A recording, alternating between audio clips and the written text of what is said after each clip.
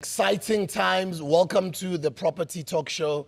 And you know what I mean? Like, I actually have to open his profile here so you guys understand who I'm sitting with. Like, share, subscribe, become a part of the family. For those of you guys who have not subscribed, subscribe. And don't forget to switch on that notification bell so you get to know whenever we're dropping videos. Some of you guys who are on TikTok, he needs no introduction. I'm sure you always bump into his videos. He's a financial services entrepreneur with more than 16 in financial technology industry and in real estate. What do they mean about more than 16? He'll explain to us just now. But he's a registered financial advisor. He's licensed by the FSCA in the country, which is a body that regulates anything financial in this country. It used to be FSB back in the days. He's also registered as a property practitioner with PPRA. He's a licensed property developer. He's an incredible knowledge, and he's also working as a financial markets analyst who has appeared on several TV shows on SABC, multi-choice channels, analyzing financial credit, property, and debts. He's a newspaper columnist as well. Some of you guys might have heard him on the radio on Kozi FM. You might have seen him on social media, sharing knowledge and educating people. You might have attended his seminars. He's also an author of several money books. He's got awards: Alfred Duma Local Municipality, Ladysmith Ambassador, Lions Den Business Awards, first in the Best Youth Business category, SAB Kickstart Business Awards, Best Emerging Business in KZN, Umyezane Business Awards, Best Young Entrepreneur, Umyezane Business Awards, Best Emerging Business, Future Leaders Awards, Best IT Leadership, Smart Exchange Business Awards, IT Leadership Awards. His resume is too long, guys. I can go on and on and on. Wealth management, his Moonstone Business School qualifications, financial markets and instruments, hedge fund academy, Foundations of Financial Markets, University of Pretoria, Real Estate, NQF Level 4 and Level 5, South African Real Estate Academy, Bitcoin Certificate, Virtual Currencies, University of Pretoria. Sure. Guys, it's very long. Like, I'll just have to cut it here. But I'm just excited to finally sit down with him. I'm one of his fans. I follow him online. I learn a lot from him, and I decided I think there's a lot for us to learn from him on this Property Talk Show, but I think he also needs to become a friend of the show because of the vast knowledge that he possesses. I think there's a lot we can learn from him. Ladies and gentlemen, please welcome Siboniso Mtshali. Sabona baba Mtshali. Njani baba? Ngikhona njani mpilo? Good right, 100%. Sibusisekile mfowethu. Thanks. Welcome to our Property Talk Show, which is proudly brought to you by Ekasi Noble Property Development. Yes. I'm brand new in the property space. I'm learning. I follow people like yourself, and I kind of felt ukuthi baningi abantu ukuthi they watch our podcast, whom I think might be interested to learn from an incredible person like you. Yes, thank you. And ngiyacabanga ukuthi namhlanje maybe let's make it a property beginners masterclass. Masterclass basically condenses as much information as possible into 1 hour. Ingakho ngithi ngajabula uma ngaba umngane we-show because you've got so much knowledge that your knowledge cannot all be told in an hour. Mhlawumbe before siqala, just a summary ukuthi ubani uphuma kuphi and how did you get into ukuthanda ukukhuluma ngemali? All right, igama Siboniso Mtshali, all the way from KZN, based in Durban now. So let me start by actually explain what actually led me into a property industry. All right, and as well as financial industry. Obviously, after finishing matric, I didn't go to university the following year. So I joined the insurance industry. So I was busy in terms of insurance sales and earning commission and stuff until I get something that can help me to finance my studies. All right, but at some point there was a time where everything was starting to go well in terms of business, and things started to go south, and I was evicted by umastandi wami ngaleso sikhathi, understand? So I remember when I was sitting outside with all my furniture and black plastic, everything put inside, and I said to me, you know what, this is not on. I want what I call property ownership. So from that time, I decided to join one of the big real estate companies in South Africa just to learn, to absorb the systems in terms of working as an estate agency. At the very same time, I was also enrolling for level 4 and 5 in real estate, of which I've done successfully. All right, so when I was inside the industry, I saw that more especially our people do not understand most of the things that now I get to absorb inside the industry. All right, so that's how I started to grow into property development, just to diverse, because property and real estate is very big and a diverse industry, you understand. But on the other side, what led me to go back to insurance investment industry, because by that time I was already out focusing in the technology sector, but simply because of like making good money but failing to manage it properly, that led me to study wealth management. Okay, the purpose was to manage my funds and the business in a proper way. But at the end of the day, I find myself loving talking about my experiences in terms of how I actually mess up financially. And the only way that actually drive me to financial success was becoming a loyal student of money. You know, growing up knowing that sometimes even going to church, you get things like money is the root of all evil, you know. You have that conditioning that automatically makes you to repel something that costs money. So it makes you to decide every now and then when you got money, you must make sure you take decision that helps you part ways with that money as fast as possible so that you will actually be in the right stand with God. You know, all those things were actually upbringing or something that were actually conditioning my mind when I was growing up. Right, so that is when I said, you know what, with our people in the townships and rural space, we have this mentality of seeing money in a negative way. And that alone is one of those, what I call money rejection complex that we actually apply unconsciously because of the upbringing conditioning that we have. So that is why now we are passionate about teaching people about property opportunities, teaching people about how to better manage their monies and make even more comfortable. Why kumele wonke umuntu azi ngeproperty ikakhulukazi eMzansi when we have this cry eyomhlaba? You know, I always say, if ever you are actually living and you do not own a piece of land, that means you are homeless. You know, you and a street kid are actually identical. You are the same. You understand? Because that is the ultimate legacy. If ever you think of my qualification, it's not something I can give it to my children when I'm no more, but something that I can create an appreciating legacy is land ownership, is the property. And it's always appreciating value most of the time. So that's one of the most important things, that wealth is actually land ownership. That's one of the most important things. And I so wish that it becomes even a subject. Real estate and property, I so wish that in high school or even at a tertiary level, it becomes actually a normal subject that kids growing up, they discuss that I can own every other asset, but the most ultimate one is land ownership. Because without land, it means any other thing, any other asset we have may actually be depleted. What is the easiest way for anyone to get into either land ownership or property ownership? You know, I will start by coming from a rural background, you know. The easiest way is the rural land. And people, they undermine the rural land, and we have foreigners coming in, Asians coming in, and they are targeting the rural land.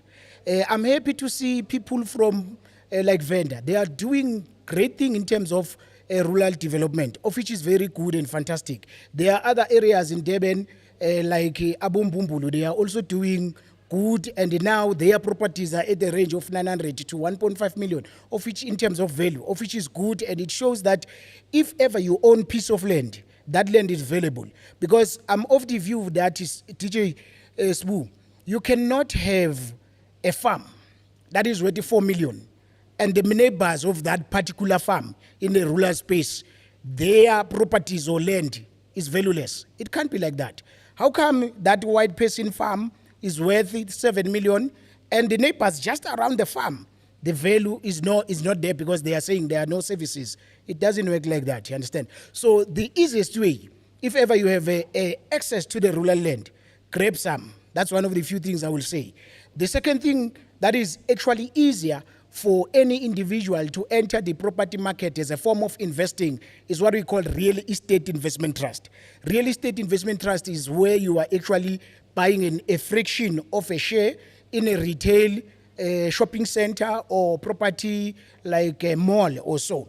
And when you look at a real estate investment trust, they are actually very cheap at the moment. They are very discounted due to the fact that there was this looting thing. There was also COVID that actually drive the economy down. So at this moment is the easiest one that is very much discounted. People, if they can check property malls like, because I'm coming from Durban, I'll make an example with Umla's Mega City.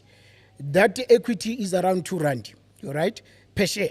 So if ever you are saying, let me get into a property space and the entry level is to just buy that fractional ownership in that particular mall in your neighborhood so that you protect it. You know, if ever people of different townships knew about a fractional ownership in those shopping center settings, I don't think they would have banned and looted those establishments because they will be part owners. They will protect it because they are actually benefiting from those structures in their township. That's the second level that is actually easier to be a part of. And the third one is what I call, in terms of property, is collective buying. You know, if people come together and say, as like for instance, a bank like FNB has come with an option where 10 friends who are coming together, they can actually apply for collective property ownership. Once approved, they can be friends or family owners on that particular property. That is another way of getting into the market because it's the easiest one and you have those partners as friends and stuff. And another trend that I also recommend is the ones of the property Stockvel like that. As long as you have a good, what we call a policy document, a good constitution, and the good and the proper way of managing the structure, I think that will be the easiest way because obviously property is expensive, but if ever you approach as some form of crowdfunding or a Stockvel, something like that, then there will be a greater benefit. Then from there you can grow. Remember, Sbu, there were establishments like Natal Building Society. It was called NPS, that eventually became part of Nedbank. They started as a collective society with an aim of, in terms of a collective, get into a property space. There was Allied Building Society. Obviously, that was started by the whites in that particular time. That ended up becoming an allied bank. I think it ended up being part of ABSA. But they started as a collective, you know, because sometimes if ever your credit score doesn't allow you to get approved for the bond, then starting as a collective, I think it will be a way to go. I always make an example when I speak, Sbu, and share these experiences with people and say, if ever as a group of friends, we are able to put some 500 rand so that we can take a trip to Durban just to enjoy. How about we put 1,000 rand as a collective? If you have like, I always make an example even in the church settings where like 1,000 members, if ever 1,000 members of a particular organization or a setting can just come together and say, we'll just contribute 1,000 rand. Put together 1,000 rand, that will be 1 million. That is the power of the crowd, whereby you have a certain vision and there's enough money for everyone in this world. It's a matter of people, when it comes to every other thing, they can come and be collective. But when it comes to creating assets and building, I think they need to be sensitized so that they will actually start to think even in those matters and say, yes, you know what, we can actually blow 1,000 rand smoking or drinking and having fun, of which is not a bad thing. But how about in the next following month, we actually collectively put together 1,000 rand as a group of like 500 people, that is 500,000. So if you do that constantly, eventually you can be able to be in a position to buy maybe a downtown property, even cash. You start from there. That is what we call like a fractional ownership or group ownership. You start from there and grow. Obviously, you need to be guided by good policy document and constitution, but it's one of the few things that I always encourage, that if ever you are to get into a property market, sometimes it becomes easier if you get as as a tribe, where like with your scheme or with your team, something like that. That is what we always encourage, because it becomes an easier way of getting a certain piece of ownership. Then you can grow from there as you understand and get some experience within the property ownership space. And then yeah, because it's an interview, from time to time you'll speak and pause so Yeah. that I come in. I don't want you to feel like you have to keep quiet. I just want you to go on, because Yeah, I want us to pour out as much knowledge as possible when I'm forward. Because Yeah. mina ngiyakulandela ku social media now uqala nje uvula umlomo, Yo. I'm already glued.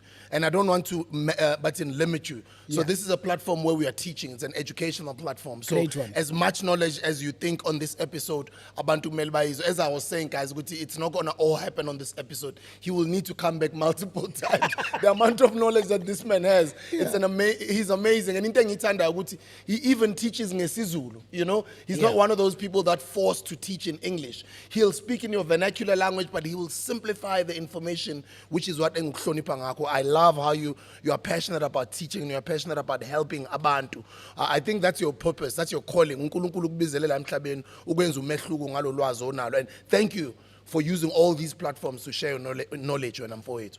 Great. You know, when I was evicted, actually I was evicted 2 times, ne? And because I was actually failing to keep up with the rent.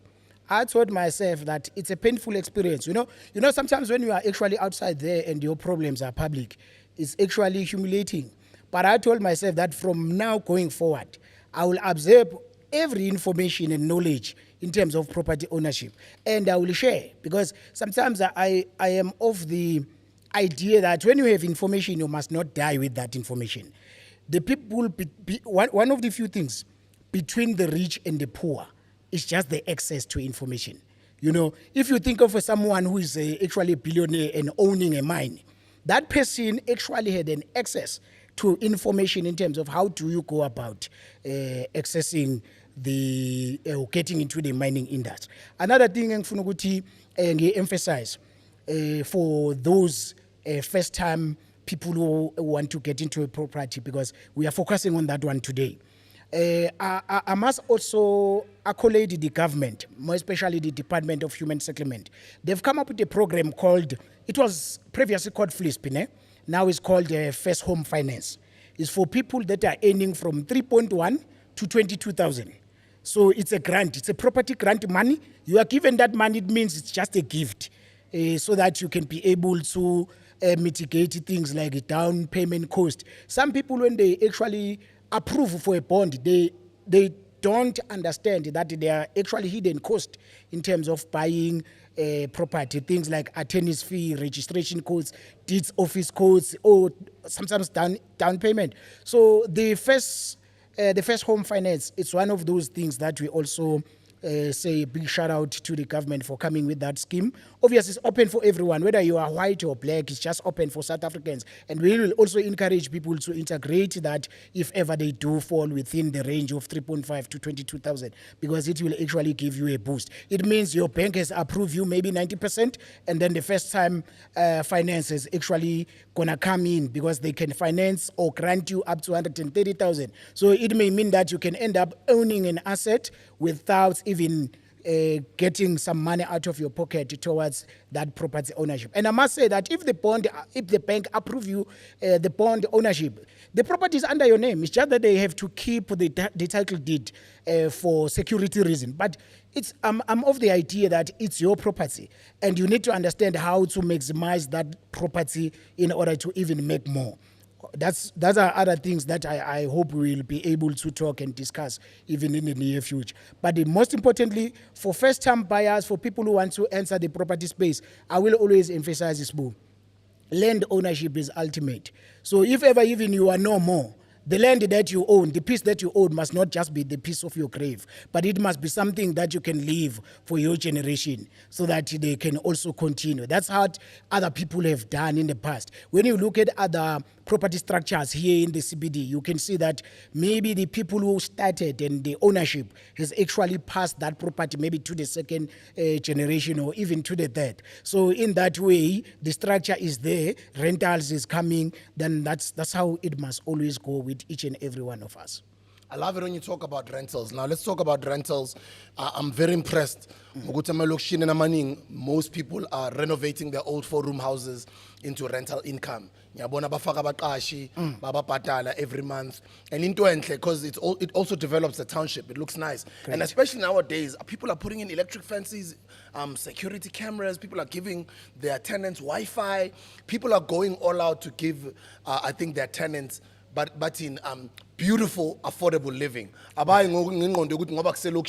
Yeah. They give people inferior type of living. So maybe let's focus on rentals. If I'm in my 20s and ngifuna ukuqala bengadvise umunye umfana obengihamba naye ku-Uber, ngimbuza ukuthi udrivela bani, angitshela ukuthi udrivela somebody, ngikhuluma ngokuthi when does he want to buy his own car, angitshela ukuthi no, he's on that process of building his balance sheet with the bank.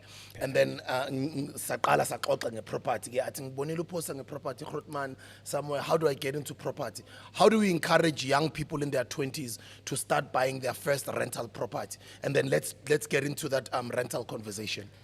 The most important thing, when you are starting working, it means your credit record is still good and fine. Because sometimes if you are starting, you won't have enough capital to buy cash. Ne? So the first thing, make sure your credit score is good and fine. And then even though you are not prepared to have your own property, but as your credit score allows you to get a bond for rental purposes, I'll say do so. For instance, nabantwana abancane baphume tertiary and they are earning good, but they mess up a credit record because they are going for those things that actually depreciate in value. And that's exactly what I did. You Those are understand? the mistakes that I did. Eh. That's why I like it when we are teaching based on some of the mistakes we did, so Yeah. they don't have to go through that.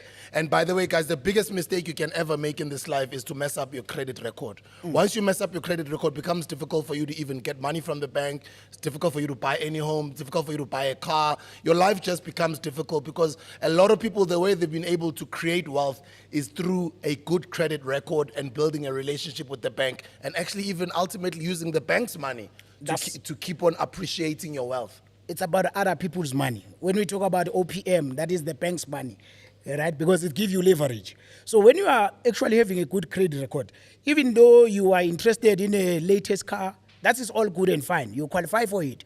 But let me tell you, if ever you can start and say, okay, let me build my credit score, and then let me actually apply for a bond, and then you get maybe township property.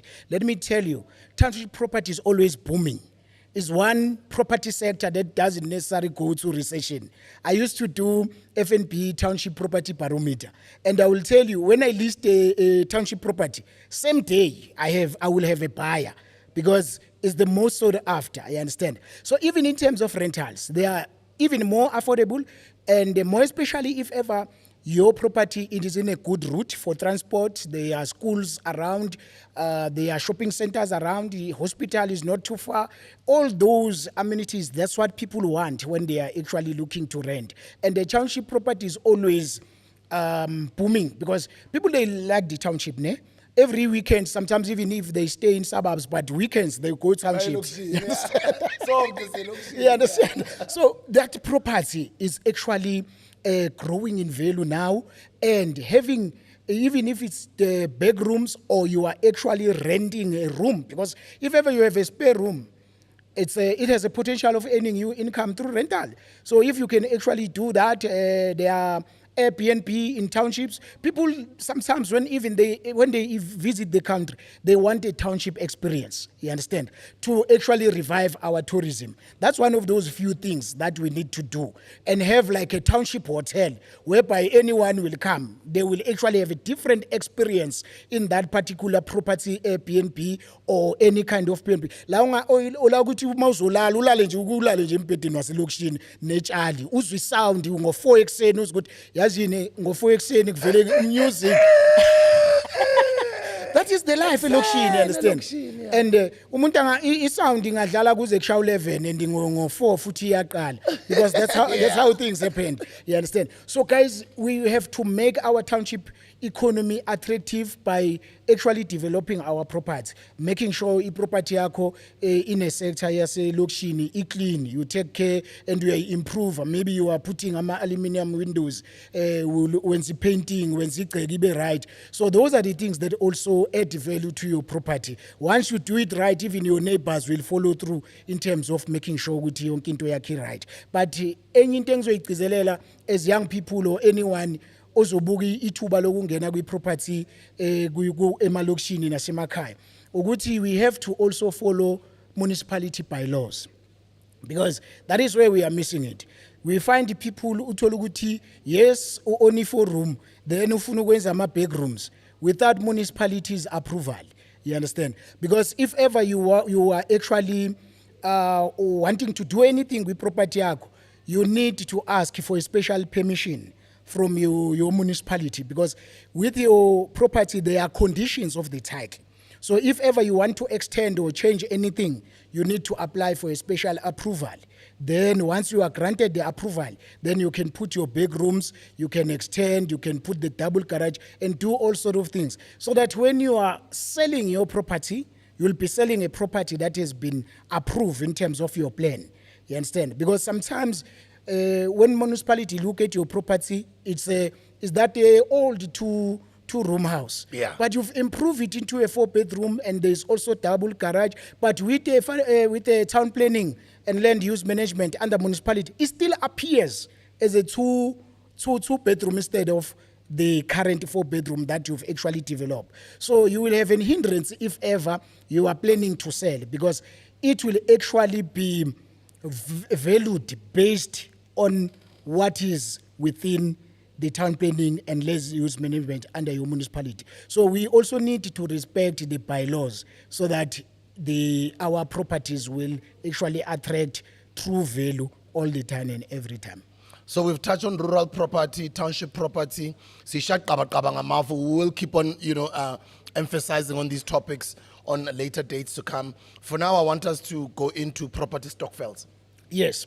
All right. That's one of the few things, Sbu, that I always integrate and encourage, because that's a collective economy. In South Africa, Stockvels makes around 50 billion a year, and we consume like 14 to 18 billion towards food consumption in December alone. And then we consume around 30 and above 30 billion towards alcohol during festive season alone. Last year we spent like 215 billion in 1 month towards consumption. Last year December. 200 billion. 215. South Africans. So that includes traveling, tourism, and all those sort of things. So in South Africa, if Stockvels combine more than 800 Stockvels, you can check with Nasasa, if ever collectively they put together like 50 billion. And when you look at structures like big supermarkets, some of them are worth 27 billion. That means South African Stockvels combined can actually buy a certain supermarket chain completely and outright. But if ever we spend like 20 billion as Stockvels buying food for December only, that means we are actually learning to be good consumers instead of good landowners. That's what I always encourage. So let us start there in terms of Stockvel, how much they are actually able to put together per year. And tell me, if ever you look at any township mall and check the value of that township mall, that tells me that maybe Tembisa has an economy that can actually buy that shopping center outright in 1 year. But because we are not collective, or we are not yet encouraged to focus on group economics, then that is where we are actually missing it. And that's how other structures are planning for us, because we are exposed to only consume, not invest. All right. So we actually encourage the concept of Stockvels as a collective towards buying property. But remember, a Stockvel must have a proper constitution, proper policy documents that must be followed by every member. Remember, in a Stockvel settings, all members are equal. Whether it's a Stockvel or whatsoever society, all members are equal, have an equal shareholding. You have your treasury, you have all the committee and management, you have meetings as per the way you can schedule them. You take minutes. all those sort of things. You also have penalties for the members that maybe are behind or actually breaking the rules, like they are no longer able to keep up and so forth. And then the next thing, the potential with the Stockvels, they can also rotate the money amongst themselves, meaning that instead of going to the bank to borrow money, I need to come back as a member and borrow from my Stockvels, and then when I pay back with interest. That is how we actually grow our collective pot. Then ultimately we can be in a position to buy maybe a property cash outright. I remember from our church setting some 6 years ago, we started a Stockvel for property as 35 members. And in 6 months, we were able to buy the first apartment for 280. And then we developed that apartment, we subdivided for rentals. The rentals that we were supposed to be getting is like 4,000. But because we do multi-rentals, we are able to get 12,000 as a student accommodation every month. All right. 2.5 years later, we were able to buy the second one. And it takes us 2.5 years to break even, meaning that to bring back the money that we've actually spent buying the structure. And the structure is also growing in value because we are actually taking good care of it, and we are actually making sure that we preserve the value, you see. So it means every 2 years we are able to buy a property cash, meaning that we hold title deeds. That's what we actually do as a collective. So even for an individual who was actually maybe a street vendor, but because you are now part of the collective, you are able to actually benefit from rental income. You are able to benefit from dividends that we do as a society come the end of the financial year. That's what we encourage. But as an individual, you may not be in a position to do it. But as a collective, at least you have set your foot in, and then you will be able to progress. Come 5 years to 10 years later, you will be far ahead than if you have not started. That's what we encourage. Group and collective economics. That's what will actually make us as township people, as black people, to be in a position to be able to take some ownership, one piece of land at a time, but progressively we will get to that. That's what I will always emphasize and encourage all the time. How big is the Stockvel industry in the country? For now, it's at an infancy. It's starting to grow, but it's not yet there because people are actually not exposed in terms of how to actually craft the constitution and the policy document that actually pertains the collective and group economics. That's one of the few things. So it is still at an infancy, but you can see the banks are actually seeing that people are actually doing things now as a crowd. That is why they've positioned themselves to set up Stockvels accounts. So you can come and say, okay, you are coming as a committee that has been nominated, you submit your constitution, and then they can actually open a Stockvel account for you as a group, and then they will also help with doing financials for you. So when it comes the meeting time and the reporting financial report meetings, you actually get everything combined, the cash flow, the balance sheet, and all those sort of things you are able to actually present accordingly, because that transparency is also needed. So it's a growing environment that we always encourage all the time. And if you see people like Asians, when they come in, they do the same method in terms of buying those downtown structures. Then they change it, they call it like China City, China Plaza, but they do that as a collective. So that's one we also encourage for us, that as people from township and rural space, as a collective we can do something other than being consumers of people coming out to establish establishments in our settings, and we again become their consumers. That's how we need to shift our mindset and paradigm. In that way, we can start little by little, but we can get into the space and start to grow and establish ourselves from there. The Property Talk Show is proudly brought to you by Ekasi Noble Property Development. They've got opportunities in Randfontein, at a suburb called Green Hills, and another suburb called Robin Park. They also have got opportunities in Bears, Nodia, Krugersdorp, and another exciting development that's coming up called Ngonyama Lifestyle Estate at North Riding Equestrian Estate. Get in touch with them on 079-275-8821. That is Ekasi Noble Property Development. Let's talk about interest rates. Smooth. Yesterday, interest rate went up again. You know, I was projecting at least 25 basis points. Yeah. The Reserve Bank said 50. Yeah. Already people are struggling. I'm telling you, already people are struggling. Another guy is calling me and saying, Siboniso, my 2 million rent property, I was like paying like 16,000, but now I'm paying 21,000. That's excluding rates, obviously. And now you are paying like 6,000 to 7,000 more for a 2 million property from 2021 November till now. So from today, effective from today, interest rate are now 11.25% when we include prime. That is a heavy blow. And it's been a surprise for us when we analyze, because we're really projecting at least 25 basis point to 11%. We're actually in a recession. We're actually in a recession. Yeah, that's a soft recession, as they would call it. That's heavy for us, because normally we look at what the US is doing and the UK. So if they raise interest rate, we are bound to do it, because if we don't, even the rent will even become weaker, and then that will also drive inflation up. So to mitigate against that, so they are forced to raise what?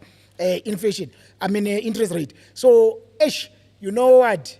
Now in the property setting and environment, that's really hard for the last 2 years. For property owners there, it's really hard. But remember, you are able to negotiate even interest rate with your bank. You go back, you actually be blunt and honest with them. Look, I'm struggling at this 11.25%. If ever you can be fair enough, I've been faithful, I've been the client here, maybe I have an investment, because you must actually convince them, negotiate. Even though the banks are making it harder to actually communicate it directly with people who have a mandate to make decisions. Sometimes when you actually approach your bank, they will actually give you a telephone and say you will speak to someone who is in the call center. Those people, they do not have a mandate to even listen and take a decision. But you need to find someone whom you can sit down and actually negotiate your interest rate. Interest rates are negotiable. I always tell people that sometimes you will actually have your colleague who are white and saying, I'm not paying 11.25, I'm paying 9.75 because I negotiated. You will think it's a skin color issue. No, it's not. It's because they actually negotiated.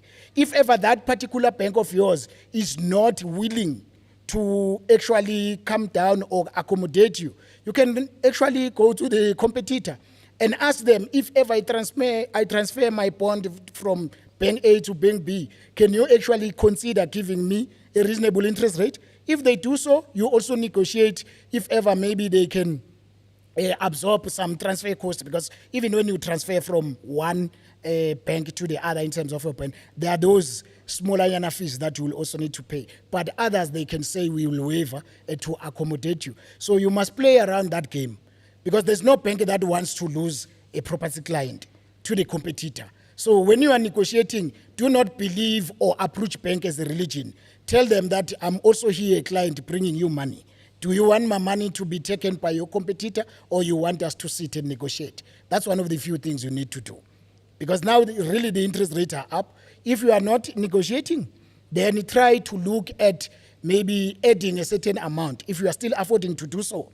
Like a 100 rand extra in terms of your property payment, it can go a long way towards minimizing your capital. That's one of the few things I also encourage. But some people do add on their bond, but they forget to instruct the bank what to do with that additional amount. Because if you don't instruct them or communicate, they will actually create a small savings account for you and keep that money there. And then it's not actually capitalizing for you. And what should you say to them? How should you instruct them? You actually send them an email and give them a call that every little amount that I actually add must be allocated to capital. You put that in writing every month. And then you also have your bond in your app. You can log into your app and check how it's actually making a difference. That's one of the few things that our good people need to understand. Communication with the bank is very much important, because you are not like someone who must be silent. They are not doing a favor. They are actually getting a good business from you. That is why you must also negotiate a business with them. That's one of the few things that are important, communication. All right, let's move now to real estate. Oh, we spoke about rights, né? Yeah. Rights, which would be real estate investment trust. We spoke about property stockvels, property collective buying. We spoke about that. Property as an asset to create wealth. You know, it's important for people to understand that it's not every time when property is a good investment. There's a time where you can get into a property and find yourself losing money. That's very much important. So we always say when you are considering buying property, it's location, location, and location. That's very much important. So if ever you come because you are driven by a hype and a desire to own, but you do not do a proper study or get a good, complete advisory in terms of property buying and stuff, you may end up getting banned in the process, you know. So the first thing that you need to understand, yes, property is an asset, but sometimes it can be, it can take money out of your pocket and make you, it can bankrupt you. That's what I mean. So when you are buying a property, maybe let's say it's obviously an affordable property, but there is actually a vacant land around where people may create mkuku or, you know, those street people can just come and commit crime. That will actually drive the value down instead of driving the value up. So when you are looking at the area, check even the level of crime, all right, around that area. Check the level of municipal services. If ever that area is not attended to, is not well serviced, it may not attract the value towards your property. So that is an instance where property cannot be a good investment, where it can actually make you lose money.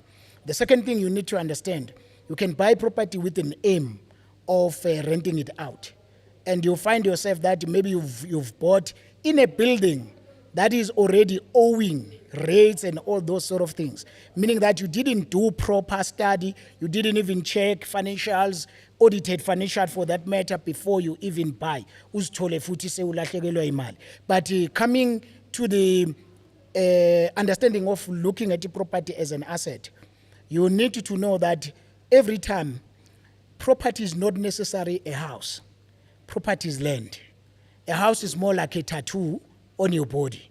All right? What is registered at the deeds office is actually what? Is actually the land, the size of the land, the conditions of the title, what you can do with that land, what you cannot do, the zoning of that particular land. That is the actual property. All right? So now what you do in that property can determine the value going up or the value declining. Okay? So property is always what I call an asset if you build it to be an asset. But if you do not understand it as an asset, it's not. For instance, if I buy a house, then and stay, it's not necessarily an asset because it's me who is actually spending money. All right? But if I buy a property and then I start to rent it out, then that is where it's becoming what? An asset. Because it's bringing me money. But if it's ever it's just my house and then I'm staying there, it's more like a liability because it's not bringing me money. And even if it actually rise in value, come 20 years, you've actually completed paying your bond. You need to calculate that for a 600,000 property, you will actually pay like 1.3 to 1.4 million in 20 years. Because for the first 13 years, you are more like paying interest. And then from there, you will be starting to attack the capital. Okay? So even if your value of your property is at the range of 1.5 million after 20 years, then you also count the cost of owning, how much you've paid already in the 20 years. Then in that sense, it's no longer what? An asset. Because you were paying money, it was not bringing in money. It's only an asset if ever I'm setting up something that I can rent it out. It can be rentals, it can be bedrooms, it can be parking, it can be any other thing that has to do with land and any structure that can be created in that land for the purpose of rentals. Then in that sense, it's an asset because it's bringing money. But if your property is actually bleeding you money, it's not an asset, it's a liability. That is the difference you need to know. Because some people may just jump in because of the hype, because they want to own property for the sake of owning property, not looking at if I own this property, how is it going to generate me some cash and all that stuff, you know. That's one of those few things that people need to understand, property as an asset. Can I buy property without a single cent in my pocket? Yes, you can, you know. Like for instance, obviously you still have to pay the bond repayments. For instance, there are banks that can actually give you what we call 100% bond. All right, that means I've got like 100% from the bank, but I still need to cough a little bit in terms of down payment cost, like registration fee, attorney's fees, and all those sort of things. If ever you manage to get a grant, that means you will have property ownership without paying a cent. That's one of those few things you need to understand. And then you can get into the game. Obviously, you'll start to be paying bond repayments, all right? There are other complicated strategies, obviously, whereby you can try, but you need to start and do your homework to understand how can I go about do this thing that no money till down. You know, there were instances where people can actually put the offer with maybe 60 days, all right? Offer that will be valid for 60 days. It means if ever I have a 500,000 property, and then I put an offer, and I have 60 days, all right, to get the funding, whether from the bank or raise funds for that, all right? So in that 60 days, that means that sale is pending. And if ever I can get an investor who can actually come in with me towards that property, I can get into that property with other people's money. Those are investors that I can come in and have a joint partnership and say, look, I have this offer standing. I've put an offer, but I need 500,000 more. Even though the property is 500,000, but because now I have an offer in place that is standing, and that will actually be non-existent if 60 days come and I'm not able to realize the funds. You know, sometimes you can work on the things like that. There were instances where people put an offer and try to also market that particular property at a higher rate, all right? Meaning that you can make some smaller nyana money, of which is the difference. If you look at property platforms, you can see one property listed for 500,000 and the next property, same property listed for 700,000. It's because someone is trying to play the game in between. You understand? So that's one of those few things. Is that allowed? It's not illegal. So meaning that I have a valid offer in place that I've actually put, all right? But at the very same time, I will actually put it on the documentation that, because it's a suspensive clause, meaning that come the if 60 days exhaust, then the deal is off. If I'm not able to find an investor, if the bank is not approving me, the deal is off. So there's nothing illegal there. When you are taking it to register at the deeds office, it will be like a double registration. On the same day, it will be transferred to SBU, and the next moment it will be transferred back to me, and you are left maybe with 50, 100,000 after down payment costs. People have been doing that for quite some time. No damage. But people need to be aware as well, because sometimes there are also many other property scams that can make you like lose a whole lot of money. I had one person who inboxed me via Facebook and say I've been a victim of a property scam where I've even paid 250,000 for a property that was advertised on a classified, and I even went and viewed the property because other people can take advantage and see like a property who is not occupied and take pictures and list the property on these private social platforms.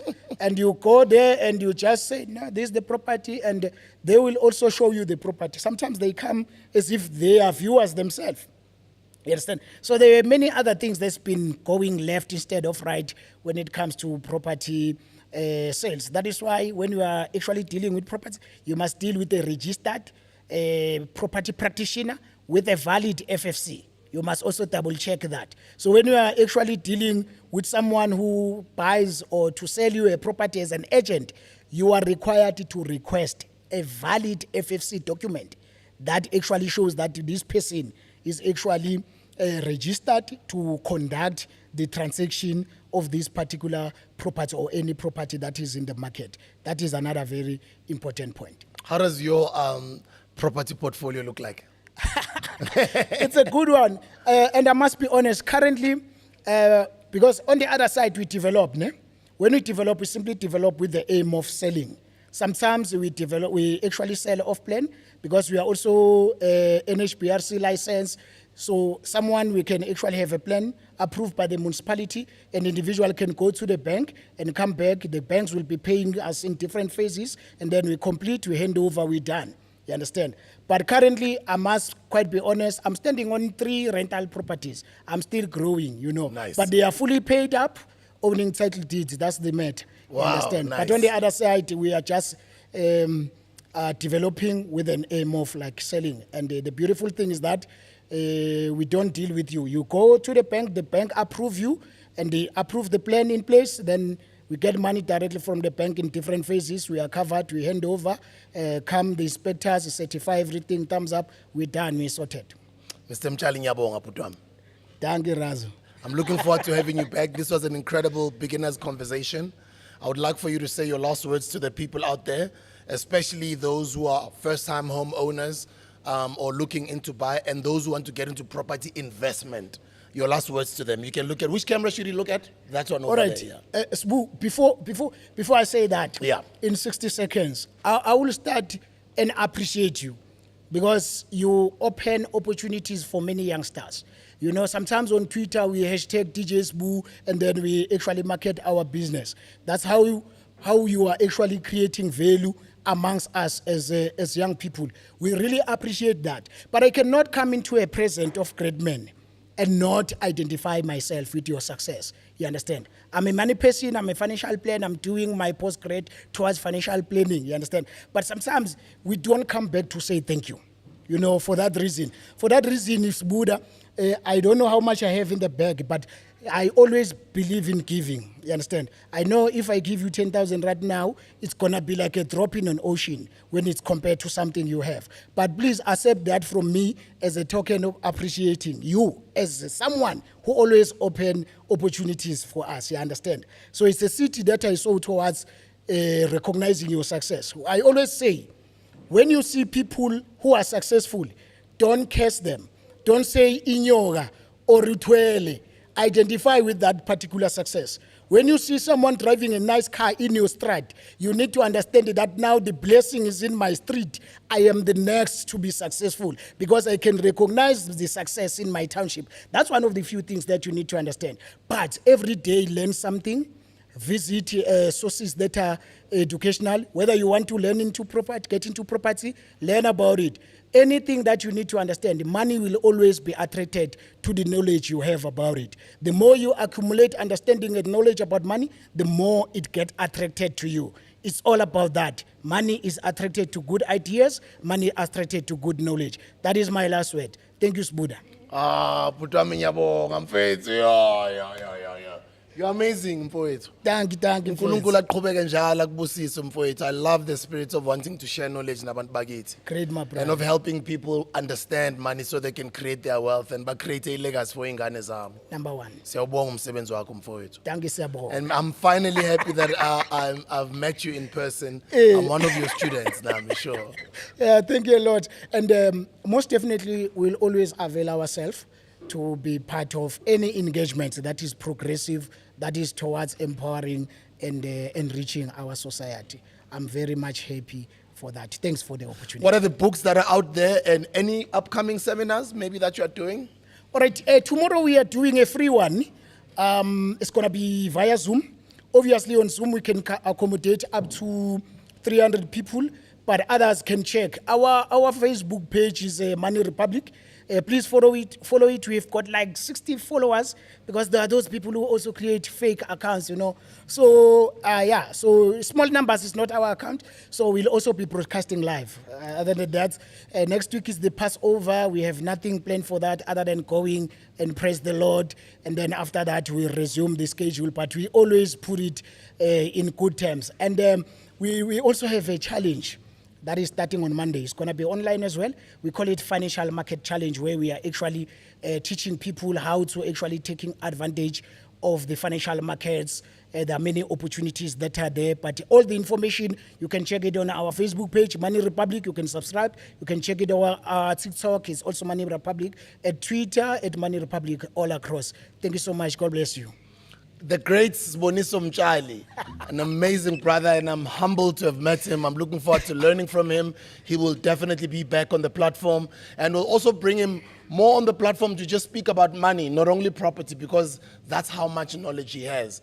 And abantu abanjengaye mina ngibabeke eduze yami. Yabona mina ngisageleza ngisesentwana eklasini bese lesi siyoteacher yes emapatini. Sometimes awushaya isipan sesigela mara bengenza sure ukuthi lezi esihlakaniphile zila eduze kwami. Ngiyabonga mfowethu. Thank you, Raza. Siyabonga kakhulu. The Property Talk Show has been proudly brought to you by Ekasi Noble Property Development. See you on the next episode. Thank you.